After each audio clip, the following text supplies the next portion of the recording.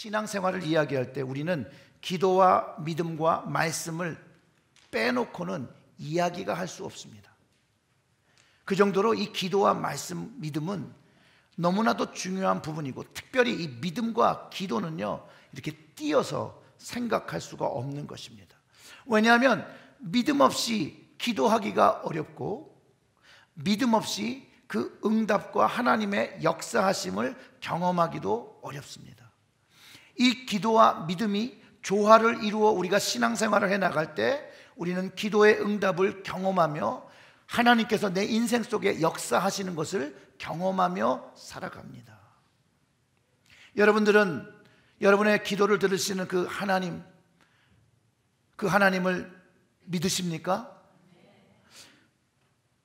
그리고 이 하나님께서 나의 기도, 다른 사람 기도 들은 거 말고 나의 기도를 정말 들으신다라고 여러분 믿으십니까?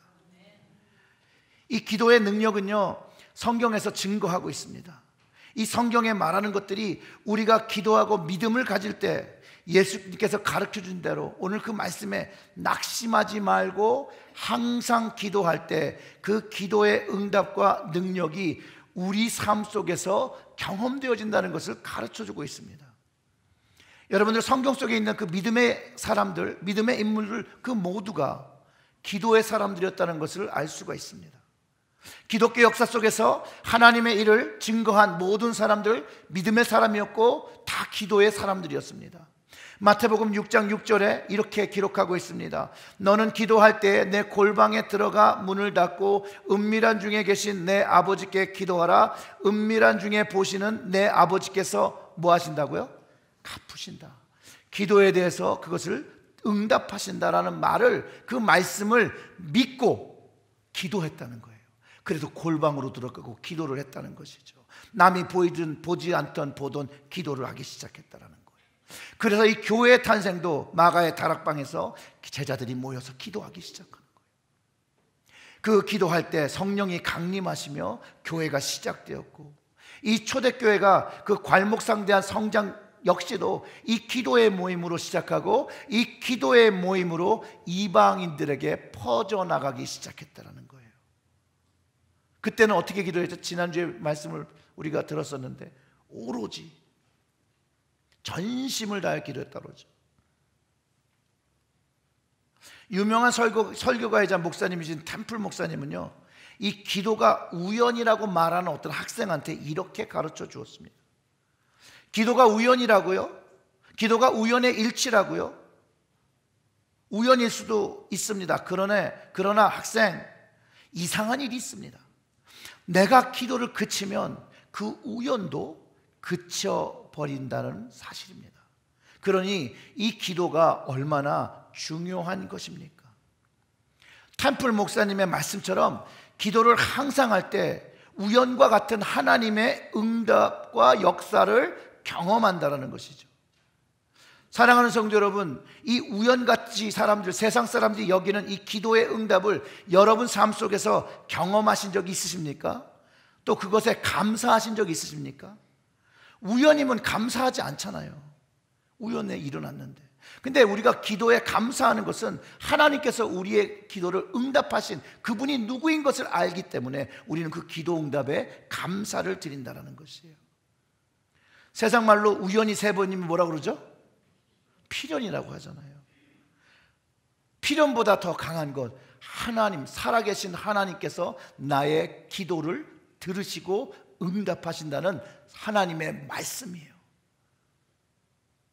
그렇기 때문에 이 기도는 하나님과 주님께서 살아 역사하시는, 경험하는, 그 역사하심을 경험하는 통로라는 것이에요. 그러니 이 기도가 얼마나 중요한 것이에요. 주님의 자녀로 이 세상에서 살아가는 것, 그리스도인으로 살아가는 것, 제자의 삶을 살아가는 것 너무나도 어렵죠. 그 어려운 것을, 그 어려운 삶을 이기는 방법으로 주님께서 제시하신 것이 항상 기도하라는 것이에요. 항상 기도하는 거 여러분 쉽지 않습니다. 어려운 일입니다. 이것은 영적인 훈련입니다. 이 어려운 훈련과 같이 힘든 일입니다. 하지만 힘든 것을 알지만 주님이 그렇게 말씀하셨다는 거예요. 주님이 이 어려운 것들을 이길 수 있는 방법이 항상 깨어서 기도하는 것임을 가르쳐 주셨기 때문에 기도를 하는 것이에요. 순종의 자리가 기도의 자리인 것이죠. 그러면서 오늘 본문에 예수님이 대놓고 말씀하신 거예요. 낙심하지 말라고. 낙심할 거라는 거예요, 기도하면.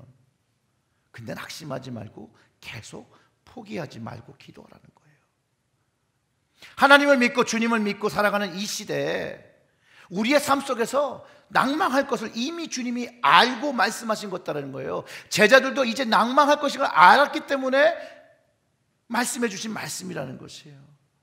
주님이 원하시는 삶의 모습이 그리스도인으로 살아갈 때 낭망을 경험할지라도 항상 기도하면 그 낭망을 이기고 그 현실을 이기고 그 문제를 극복하고 승리할 것이라고 주님께서 가르쳐 주셨다는 거예요. 그렇기 때문에 낙심될 때에도 기도하는 것이에요. 그리고 이 기도는요, 응답이 될 거라는 믿음을 가지고 기도해야 한다는 거예요. 이 기도는요, 응답을 바라는 믿음이 있고 기도를 해야지 이게 응답이지, 아유 기도해서 되면 좋고 아니면 말고, 그런 식의 기도는 왜 하나님께서 응답하시겠어요? 그렇지 않죠.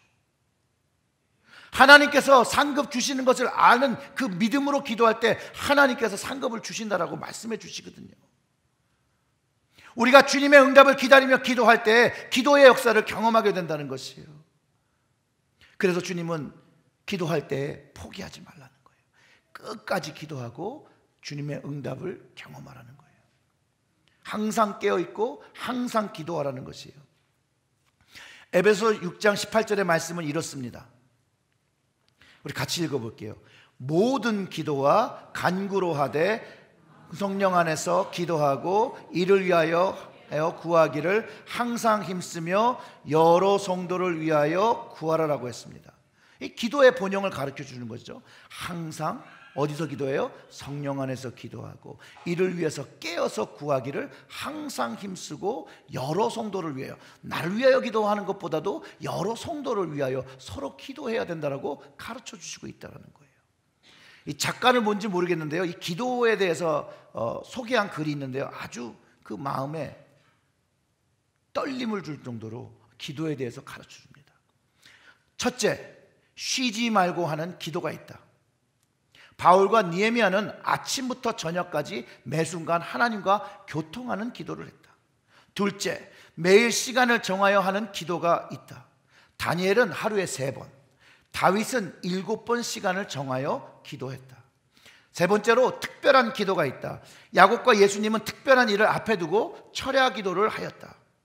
기도는 아침에서 일어나서 오늘의 할 일을 생각하고 하나님의 도우심을 구하며 해야 하고, 하루를 마치면서 반성하고 회개하고 은혜를 감사하며 영혼을 주께 맡기며 잠자리에 들어가야 할 것이다. 기도의 열쇠로 아침의 문을 열고 기도의 자물쇠로 저녁 문을 잠가야 할 것이라고 말하며 기도의 사람을 이렇게 설명합니다.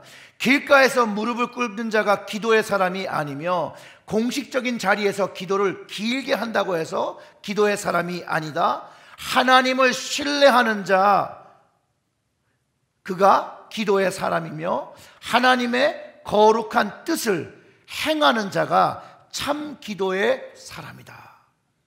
죄인인 인간이 기도를 하지 않고 어떻게 하나님의 신뢰를 이어갈 것이며, 약한 인간이 끊임없이 기도하지 않고 어떻게 하나님의 거룩한 뜻을 행할 수 있을 것인가? 그렇다, 하나님을 가장 신뢰하는 자가 가장 기도를 잘하는 사람이며 하나님의 뜻을 가장 잘 행하는 자만이 참 기도를 생활화하는 기도의 사람이다 라고 규정했습니다. 그러니 이 기도와 믿음이 떨어지면 안 되는 거죠. 믿음을 가지고 기도를 해야 되는 것이에요. 그리고 그 믿음은 행함의 믿음이라고 이야기하는 것이죠. 바로 그것이 기도하는 사람이라는 거예요. 이제 이 말씀을 가지고 우리의 삶을 돌아봐야죠. 우리의 모습은 어떻습니까, 여러분? 여러분의 기도의 모습은 하나님 앞에 어떤 모습으로 나아가고 있습니까? 어떤 방식을 택해서 깨어서 하나님과 동행하시는 삶을 살고 있습니까? 오늘 여러분 스스로에게 질문해 보셔야 될 질문일 겁니다. 저는 이 작자 미상의 글에서 저의 마음을 가장 감동시킨 부분이 바로 이 부분입니다. 죄인인 인간이 기도하지 않고 어떻게 하나님의 거룩한 뜻을 행할 수 있냐고 한 말이에요. 너무 공감이 됩니다. 우리는 하나님의 거룩한 뜻을 갖고 있는 그 사명을 가지고 있는 사람인데 그 사명을 감당하기 위해서 기도해야 된다는 것이에요. 그 거룩한 뜻이 교회가 예수님의 몸으로 세워져 가는 것인데 어떻게 교회를 위하여 기도하지 않고 하나님이 원하시는 만민이 기도하는 집으로 세워지고 기도 없이 어떻게 하나님의 거룩한 뜻이 우리의 교회를 통해서 나타날 수 있냐는 질문을 하고 우리는 기도의 자리를 사고야 한다는 거예요. 여러분 정말로 기도 없이 주님의 뜻이 이 땅에 나타날 수 있다고 믿으십니까? 현대 교회들이 욕을 먹고 있죠. 신문지상 뭐 이런 데서도 그것도 사회면에 나오잖아요. 종교면에 나오는 게 아니라 비판을 받고 있습니다. 저는 개인적으로 이 부분에 대해서 정말 그럼 근본적인 문제가 무엇일까? 교회가 제대로 기도를 하지 않아서라고 저는 생각을 합니다. 어떤 분들은 이렇게 얘기하죠. 한국 교회가 너무나도 열심히 기도하는 교회인데 세상에서 세계에서 가장 큰 교회가 한국에 있고 너무나도 열심히 아침 저녁으로 모여서 기도하는 교회인데 왜 무슨 말씀이십니까? 라고 반론을 제기하실 수 있습니다. 동의합니다. 기도 열심히 하죠. 그런데 이렇게 열심히 기도하는데 교회가 여전히 욕을 먹고 있다면 최소한 교회 스스로 자기 스스로 돌아봐야 된다는 거예요. 왜냐하면 그 열심 중에 그 기도가 잘못 구하고 있는 기도일지도 모릅니다.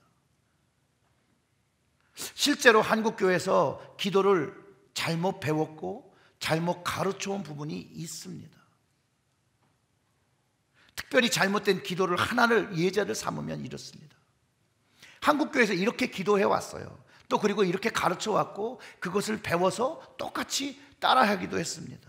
아마 이런 기도를 여러분 들어보셨을 거예요. 하나님, 이 자녀를, 이 목회자를, 이 교회를 축복하셔서 세상에서 머리가 되게 하시고 꼬리가 되게 하지 말게 하옵소서.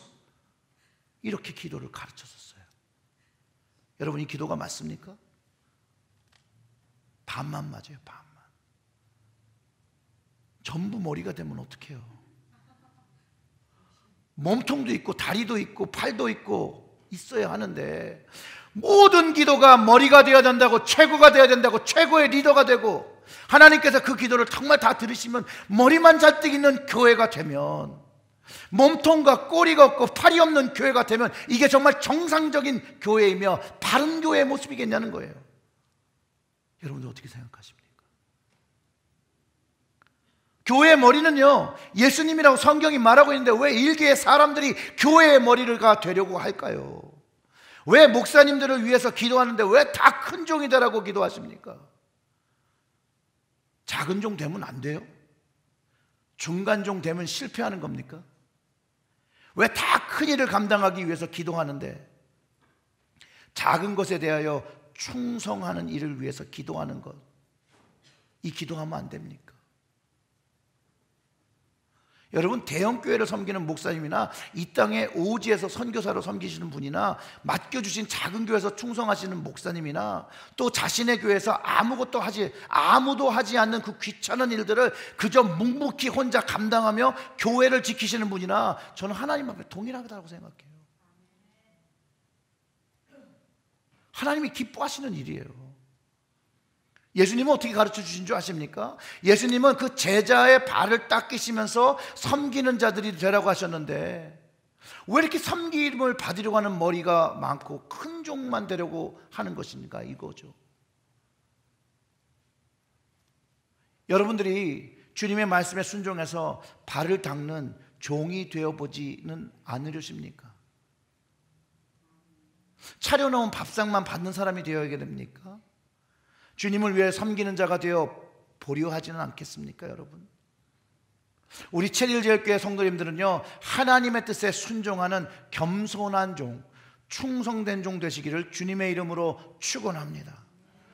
하나님의 뜻은요, 이걸 큰 일과 작은 일을 구분할 수가 없어요. 하나님의 뜻으로 하는 일이 어떤 일은 큰 일이고 어떤 일은 작은, 그 우위를 가를 수가 없어요. 하나님의 뜻은요, 충성하는 것이 중요한 것이죠. 큰 일을 맡기셨다고 해서 더 믿음이 좋거나 신앙이 좋은 것도 아니고요, 작은 일을 맡긴 것이 그 믿음이 적거나 나쁜 것도 아닙니다. 여러분, 주님께서 가르치는 달란트의 비유를 한번 생각해 보세요. 하나님은 맡기신 그 일에 충성하시는 자를 기뻐하십니다. 한번 여러분 이렇게 기도해 보십시오. 하나님, 제가 꼬리가 되어 보겠습니다. 손이 되어 보겠습니다. 발이 되어 보겠습니다. 주님 몸 중에 5장 6보 중에 하나가 되어 보겠습니다 라고 기도하면 여러분, 우리 주님께서 기뻐하시지 않을까요? 그리고 어떻게 기도해야 될지를 모르면 빌립보서 4장 6절과 7절의 말씀을 참고하시기를 바랍니다. 우리가 어떻게 기도해야 될지를 가르쳐 줍니다. 아무것도 염려하지 말고 오직 모든 일에 기도와 간구로 너희 구할 것을 감사함으로 하나님께 아뢰라. 그리하면 모든 지각에 뛰어난 하나님의 평강이 그리스도 예수 안에서 너희 마음과 생각을 지키시리라. 아멘. 이 말씀을 보면요, 그냥 주님을 믿고 신뢰하며 그냥 아뢰는 것에 있어요. 그러면 주님께서 응답하신다는 거예요. 그리고 그 응답하시는 그것을 순종하라는 것이죠. 그리고 주님이 가르쳐 주시는 것을 기도하라는 것이에요. 오늘 비유가 이런 얘기였죠. 어떤 도시에 하나님을 두려워하지 아니하고 사람을 무시하는 그 재판관, 불의한 재판관이라고 한 사람이 있었는데, 그 도시에 억울한 과부가 있다라는 것이에요.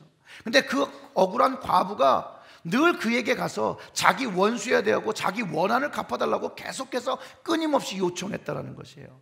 얼마나 그 요청을 많이 했냐면, 그가 사람도 무시하고 하나님도 두려워하지 않는 사람인데 스스로가 자기가 그렇게 얘기했는데, 이 과부의 원한을 들어주지 않으면 이가 나를 찾아와서 나를 괴롭게 할 거니까 이 사람의 요청을 들어줘야겠다라고 얘기하는 것이에요.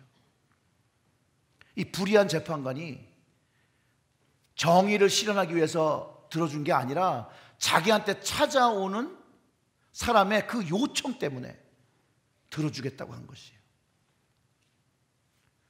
예수님의 말씀은 이런 불의한 자일지라도 사람이 끊임없이 탄원을 하면 들어주는데, 왜 하나님께 끊임없이 나가 기도하고 부르짖는데 왜 하나님께서 응답하지 않겠느냐라고 말씀하신다는 거예요. 누가복음 18장 7절과 8절의 말씀이 바로 그 말씀이죠. 하물며 하나님께서 그 밤낮 부르짖는 택하신 자들의 원한을 풀어주지 아니하시겠느냐? 그들에게 오래 참으시겠느냐? 내가 너희에게 이르노니 속히 그 원한을 풀어주리라. 그러나 인자가 올 때에 세상에서 믿음을 보겠느냐 하시니라. 예수님이 말씀하신 건요, 하나님께 포기하지 않고 끊임없이 기도하는 자, 그 기도하는 자의 말씀을 들어주신다라는 거예요. 오늘 비유 안에 과부가 원하는 것과 택하신 자가 원하는 것에 동일함이 있습니다. 무엇이냐면 신원한다 그러죠. 탄원한다 그러죠. 부르짖어 구하는 모습이 동일하다라는 거예요. 예수님은 그것이 기도라는 것이에요. 이 탄원은 불의한 재판관도 들어주게 하는 것인데 왜 하나님께서 들어주시지 왜 안 들어주시냐? 제자들이요, 무엇을 고민했고 어떤 영향으로 원한을 가지고 억울함을 갖게 된 것인지 우리는 알 수 없지만, 그들이 어느 순간에 정당한 것을 받고 누려야 할 것을 받지 못하고 누리게 될 때 예수님께서 그런 마음이 들면 기도해라 이렇게 말씀하신 거예요. 그런 마음이 들면 기도로 하나님께 부르짖으라는 거예요. 그러면 하나님께서 그것을 풀어주시고 갚아주신다는 거예요. 먼저 하나님께서 그 억울한 마음을 들어주신다는 것이에요. 그리고 하나님의 방법과 때에 응답하시겠다는 거예요. 하나님께서 그 억울한 마음을 들어주시고 풀어주신다는 말씀이죠. 그리스도인으로 살아가면서 억울한 부분이 여러분 있습니까? 그리스도인으로 살아가기 위해서 억울한 부분이 있죠. 세상이 다 악한데 우리도 좀 세상에서 악하게 좀 살아도 되지 않을까요? 왜 저만 그렇게 살아야 돼요? 왜 저만 양보해야 돼요? 왜 저만 용서해야 돼요? 그런 마음 가져보신 적이 없으신가요? 예수님 십자가 질 때 얼마나 억울하셨을까 한번 생각해 보신 적이 있습니까? 예수님 죄 때문에 십자가를 지신 게 아니잖아요. 사람의 생각으로 생각해 보면요, 너무나도 억울한 일이에요. 우리 큰아들이 늘 작은 아이를 돌보라고 할 때 억울해, not fair. 우리가 십자가를 지려 할 때도, 자기 부인하고 나의 십자가를 질 때도 억울함을 느낄 때가 있습니다. 저도 있고 지금도 있고 미래에도 있을 거예요. 그때 그런 기도들 하잖아요. 예수님 왜 저요? 왜 제가 해야 돼요? 꼭 제가 해야 돼요? 제가 해야 되는 거 아니에요? 내가 해야 돼요? 제가 변해야지 내가 변해야 돼요? 근데 사람을 보면 그런 기도가 된다는 거예요. 이게 신기한 거예요. 사람을 보면 주님 제가 왜 해야 돼요? 라는 말을 하지만 그 시선을 돌려서 주님을 보면 마음이 바뀐다라는 거예요. 주님 제가 할게요. 주님 때문에 제가 할게요.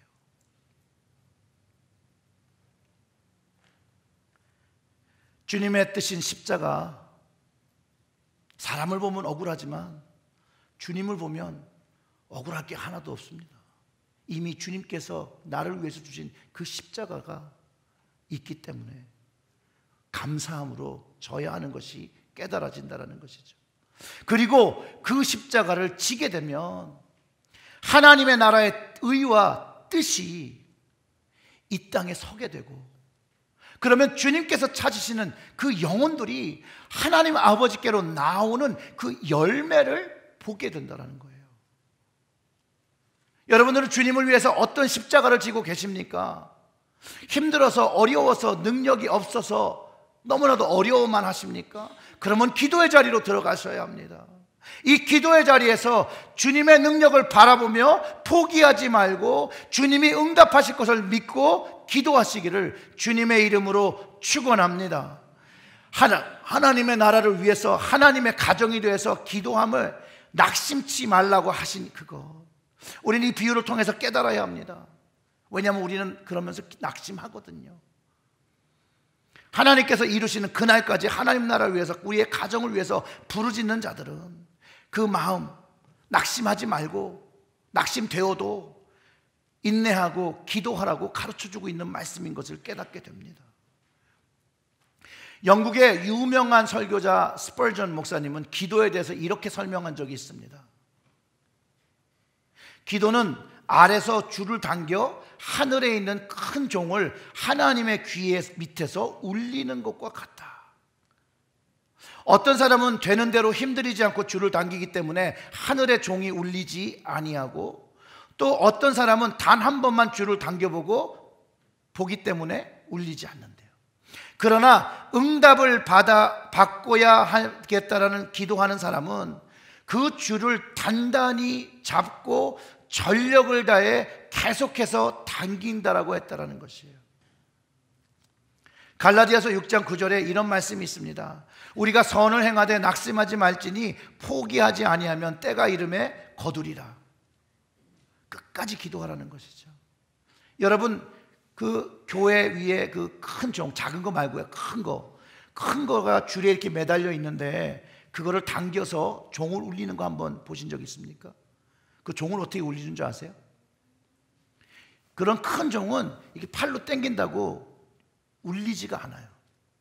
줄을 꽉 잡습니다. 그리고 줄에다가 자기 몸에 무게를 실어서 뒤로 넘어집니다. 그 종을 끌어요. 어느 정도 끌리면 이제 점프를 합니다. 그러면 줄이 확 올라가겠죠. 그러면서 종이 살짝 움직입니다. 그리고 자기 몸무게를 실어서 다시 내려오면서 잡아당깁니다. 그리고 다시 점프를 하죠. 그러면서 어느 순간에 큰 종이 울리죠. 댕, 댕, 댕. 바로 기도의 핵심이 전심을 다할 때라는 거예요. 전심을 다할 때.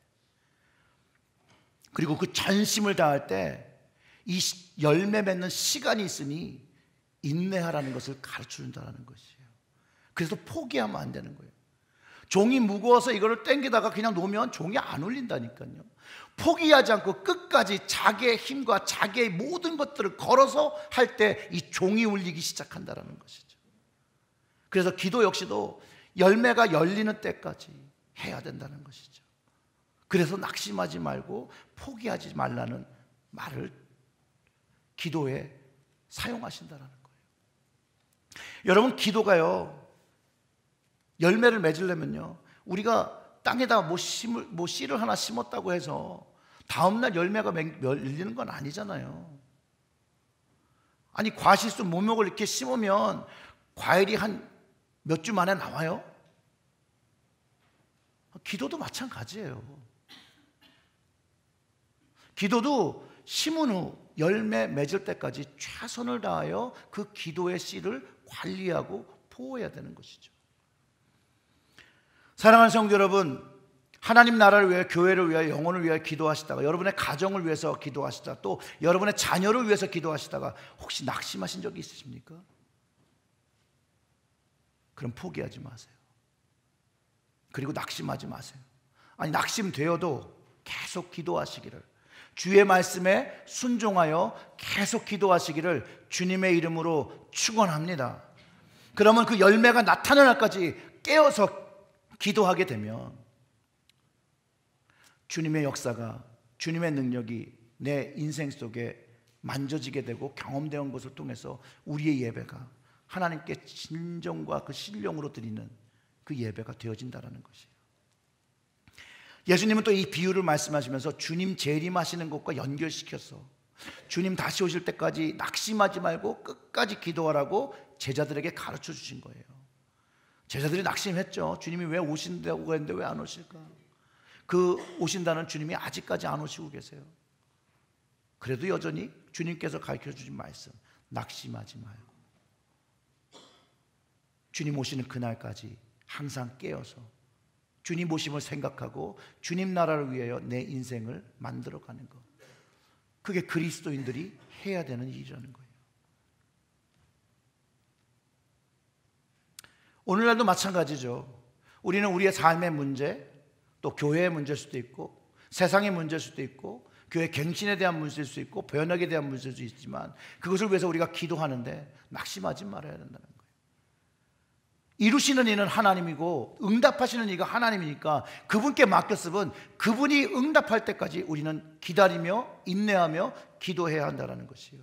그리고 우리는 기도의 골방으로, 은밀히 그 기도하는 기도를 들으시는 그 아버지께 나아가기 위해서 기도의 자리로 나아가야 되고, 주님의 십자가의 앞으로 나아가야 되고, 성령님을 의지하며 그 안에서 기도의 무릎을 먼저 하나님께 드리고 우리의 입술을 열어 하나님께 부르짖을 때 하나님께서 응답하신다는 거예요. 여러분, 이 응답을 꼭 경험하시기를 주님의 이름으로 축원합니다. 항상 기도할 때마다 낙심할 수 있다는 그 전제를 생각하시고, 낙심될 때 내가 더 기도해야지, 마음에 낙심이 되면 더 기도해야 되는 거예요. 그게 나를 부인하고 내가 죽어져 가는 것이에요. 내가 죽어질 때마다 그 믿음을 지키게 되는 것이에요. 예수 믿음을 지키기 위해서 그 순교의 생명을 걸어야 하는 것이에요.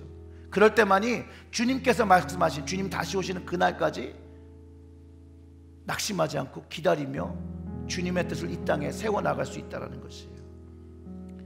예수 그리스도를 주로 고백하시고 여러분 세상에 빛과 소금으로 살아가시기를 주님의 이름으로 축원합니다. 근데 세상 사람을 보면 빛과 소금 되는 게 좀 억울한 일일 수 있어요. 그래도 주님을 위해서 감당하시기를 주님의 이름으로 축원드리고요, 항상 부르짖고 기도하시기를 바랍니다. 예레미야 29장 12절과 13절의 말씀은 우리가 해야 할 기도의 모습을 가르쳐 줍니다. 자, 다 같이 한번 읽어보겠습니다. 너희는 내게 부르짖으며 와서 내게 기도하면 내가 너희를 들을 것이요 너희가 온 마음으로 나를 구하면 나를 찾을 것이요 나를 만나리라. 아멘. 여러분, 여러분의 어떠한 고민이 있던, 어떠한 어려움이 있던, 어떤 현실의 장벽이 있던 이 기도의 자리로 나아가서 주님의 이름을 부르시길 주님의 이름으로 축원합니다. 전심을 다하여 하나님을 구하면 하나님을 경험하는 것이라고 하나님께서 말씀하셨으니, 이 맡겨주신 이 몸된 교회가 설 수 있도록 거룩한 사명을 감당하도록 먼저 기도의 자리에서 낙심하지 않고 주님 나라 위에서 끝까지 기도하시는 여러분들의 가정 되시기를 주님의 이름으로 축원합니다. 주님께서 반드시 이루어 주십니다. 사람을 기쁘게 하기보다는 하나님을 기쁘게 하는 여러분 되세요. 그래서 항상 깨어서 기도하고 하나님을 기쁘게 하는 그 믿음을 가질 때 마지막 때 환난, 그 승리하는 그날의 흰옷을 입게 되는, 하나님의 이름을 부르게 되는, 하나님께 영광의 찬양을 드리는 그런 백성이 되어집니다. 여러분들이 다 그 백성이 되어지시기를, 그 왕같은 제사장 되시기를 주님의 이름으로 축원합니다. Has been my theme.